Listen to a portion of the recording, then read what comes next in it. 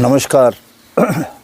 आज हम एक ऐसे विषय पे बात करेंगे कि जो हर व्यक्ति का जिससे संबंध है, और वो है चिकित्सा, स्वास्थ्य। और जो स्वास्थ्य है उसमें किस तरह से लूटमार मची हुई है। एक गरीब आदमी का अपना इलाज कराना तो बहुत दूर की बात है, एक मध्यम वर्गीय परिवार को भी बहुत मुश्किल है। तो आज हम बात करने जा रहे हैं सुप्रीम कोर्ट के एक ऐसे मामले का कि जो मामला अभी विचाराधीन है सुप्रीम कोर्ट में, और 29 अप्रैल को इसकी सुनवाई हुई। और ये मैटर है all India ophthalmology society versus union of India. Ophthalmology जो कही जाती है, ये आँख से संबंधित विज्ञान की बात है। तो एक सोसाइटी है जो आँख के बारे में चिंतित है, पर ये मैटर सारा स्वास्थ्य से रिलेटेड है। तो आज ये मैटर जो था वो जस्टिस गवाई ने सुना, उनकी बेंच ने सुना। इससे पहले जस्टिस सुधांशु धूलिया और जस्टिस प्रसन्ना बालाचंद्रा की खंडपीठ ने इसको पिछली बार सुना था और आदेश दिए थे केंद्रीय सरकार को कि वो स्टेट से रिपोर्ट ले और बताए कि जो एक्ट है क्लिनिकल इस्टेब्लिशमेंट एक्ट 2010, और इसके तहत जो है clinical establishment central government rules हैं 2012 के, उसमें एक रूल है सेक्शन 9, धारा 9, जो ये कहता है कि इनके रेट निर्धारित होने चाहिए। तो उसके ऊपर पालन क्यों नहीं हो रहा है? आज मनमाने ढंग से हर जगह चिकित्सा के लिए पैसे मांगे जा रहे हैं, कुछ भी पैसे मांगे जा रहे हैं। तो आज हम विस्तार से इसकी बात करेंगे।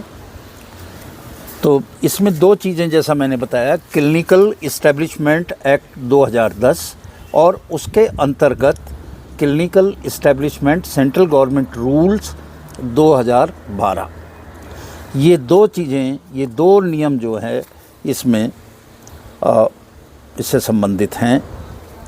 जो सेक्शन 9 है वो कहता है साफ तौर पे कि हर एक क्लिनिकल इस्टेब्लिशमेंट, यानी कि कोई हॉस्पिटल है, नर्सिंग होम है या कुछ भी ऐसा है, वो अपने रेट और उनके चार्जेस जो हैं उनको हॉस्पिटल में प्रोमिनेंटली प्लेस पे, एक ऐसी जगह पे जहां हर कोई उसको देख सके, उसको डिस्प्ले करेगा कि किस चीज़ का कितना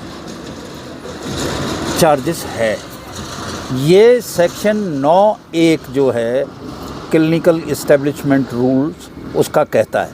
रूल 2 कहता है कि जो क्लिनिकल इस्टेब्लिशमेंट के रेट्स हैं हर तरह के प्रोसीजर के या सर्विस के, वो एक रेंज में होने चाहिए। और वो रेट की रेंज जो है वो central government in consultation with state government, केंद्रीय सरकार राज्य सरकार के कंसल्टेशन में समय समय पे निर्धारित करेगी।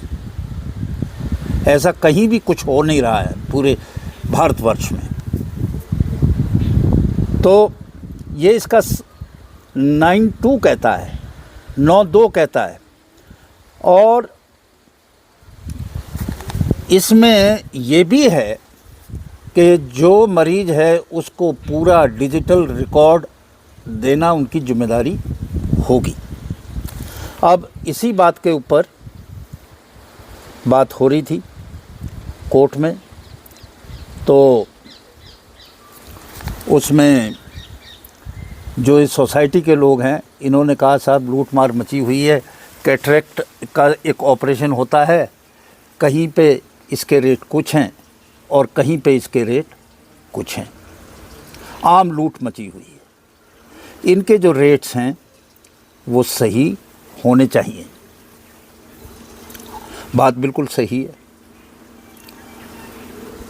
तो कोर्ट ने, सुप्रीम कोर्ट ने इससे पहले ये भी कहा, उनका साहब राज्य सरकार ने अभी तक हमें इसकी जो है रिप्लाई नहीं दी।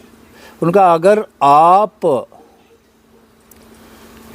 रिप्लाई नहीं देंगे तो सुप्रीम कोर्ट मजबूर हो जाएगा इस बात के लिए कि वो CGHS यानी कि सेंट्रल गवर्नमेंट हेल्थ स्कीम जो सरकारी अधिकारियों, सरकारी जो लोग हैं उनके ऊपर अप्लाई है, उसके रेट फिक्स होते हैं हर चीज़ के, और उसी रेट से ये लोग देखते हैं। और आप देखेंगे CGHS के रेट और एक आम आदमी से जो रेट लेते हैं वो कई गुना CGHS के रेट से ज़्यादा होते हैं।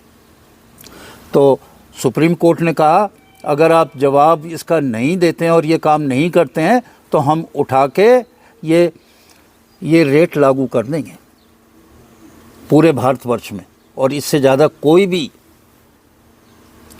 क्लिनिकल इस्टेब्लिशमेंट, हॉस्पिटल पैसे ले नहीं पाएगा।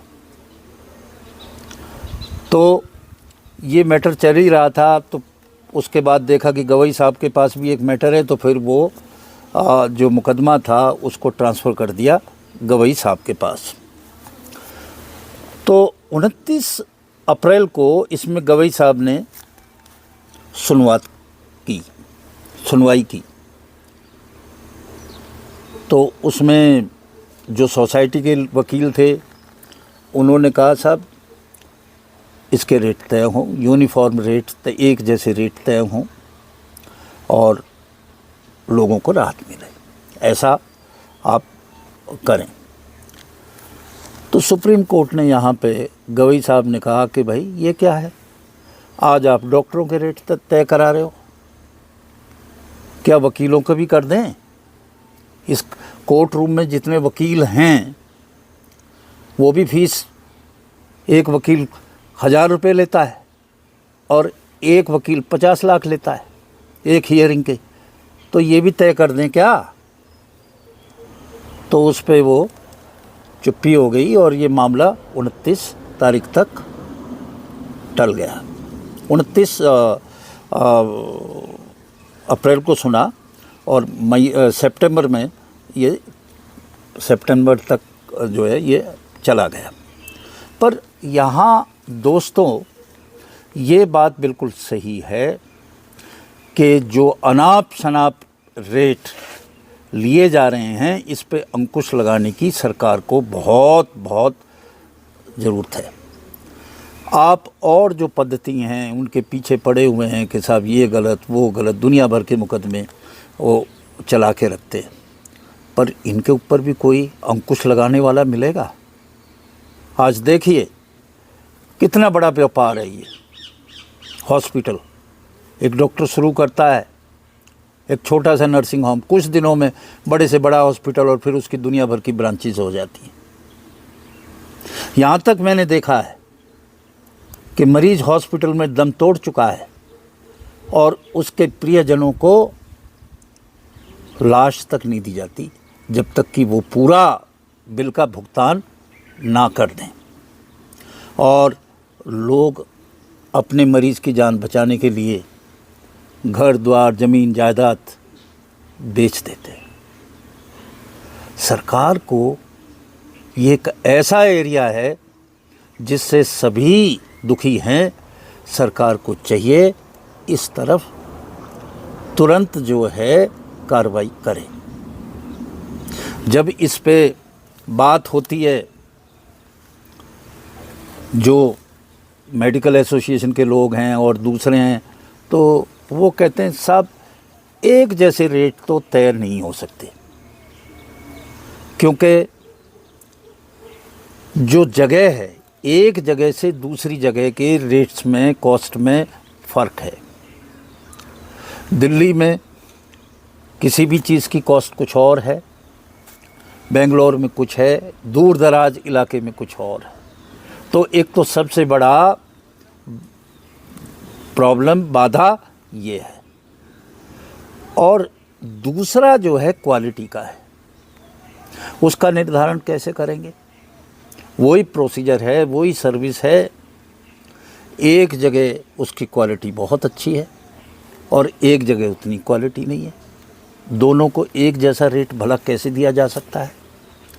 बिल्कुल सही बात है, ये दोनों बातें सही हैं, परंतु आप स्टैंडर्ड भी तय कर सकते हैं और आप डिस्टेंस के हिसाब से भी कर सकते हैं, इलाके के हिसाब से भी कर सकते हैं। ये नहीं है कि आप जो है इन दो बातों को लेके और रेट ही तय ना करें। क्या पेट्रोल के रेट तय नहीं होते? उनका भी तो फ़र्क है। दिल्ली का कुछ है, दूसरी जगह का कुछ है, तो इसमें क्या ऐसी आफत आ गई? आप क्वालिटी भी तय करें और एरिया वाइज रेट भी तय कर सकते हैं। तो ये एक ऐसा मुद्दा है, इस पे जो दूसरी तरफ के लोग थे, उसमें जो सीनियर एडवोकेट दुष्यंत दवे हैं, उन्होंने कहा साहब रूल 9 में तो ऐसा कहीं कुछ है ही नहीं, मैंने सारा पढ़ा है। परंतु आप रूल 9 पढ़ के देखें, उसमें है राज्य सरकार उसको, उन सर्विसेज को मेंशन करे, ये करे, आराम से कर सकती है, कोई इसमें है नहीं। हालांकि ये मामला आगे तक चला गया और अब 10 सितंबर 2024 को इसकी सुनवाई होगी। देखते हैं इस मामले में क्या होता है और जनता को राहत मिले, डॉक्टर्स को भी नुकसान ना हो और लूट माट से लोग बचें। इसकी पूरी डिटेल होनी चाहिए, सुरक्षा होनी चाहिए, गाइडलाइंस होनी चाहिए, रूल्स होने चाहिए और प्रोमिनेंटली डिस्प्ले होने चाहिए। और एक मॉनिटरिंग कमेटी भी होनी चाहिए जो रैंडमली चेक करती रहे हॉस्पिटल्स में कि जो लिखा गया है बोर्ड के ऊपर, जो रेट्स लिखे गए हैं, उनका सही से अनुपालन हो रहा है या नहीं। दोस्तों, आज इन्हीं शब्दों के साथ मैं अपनी वाणी को विराम देता हूँ। नमस्कार।